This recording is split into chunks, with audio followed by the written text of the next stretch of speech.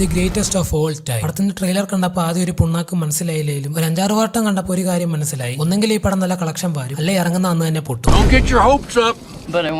Haters ഒക്കെ പറയുന്നത് ഇതൊരു രക്ഷകൻ പടമാന്നൊക്കെയാണ്. അതെ, ഇതൊരു ടിപ്പിക്കൽ വിജയ് പടം ആവുമ്പോൾ what do you expect haters? Venkat Prabhu director ആയതുകൊണ്ട് പല വിജയ് പടത്തിന്റെ റെഫറൻസ് ഇതിൽ കാണാൻ പറ്റുമായിരിക്കും. ഇറക്കിയ 3 പാട്ടുകളും വലിയ ഗുമ്മില്ലേലും അമൽ ദേവസ് നല്ലൊരു ഹോപ്പ് തരുന്നുണ്ട്. Just kidding, guys. Just kidding. Greenfield സ്റ്റേഡിയത്തിലൊക്കെ എടുത്തു വെച്ചു ബൈക്ക് കറക്കുന്ന സീനൊക്കെ ഉണ്ട്. സ്ക്വാഡ് വിട്ട് പോയി പല വർഷാച്ച്. ഇനി ധോണിയെ രക്ഷിക്കാൻ വല്ലതും പോകുന്നതാണോ?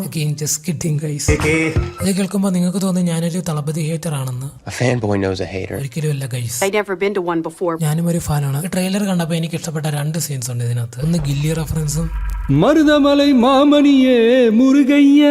പിന്നെ മോഷൻ ഗ്രാഫിക്സ്. എന്തായാലും നല്ലൊരു പടം ആവട്ടെ.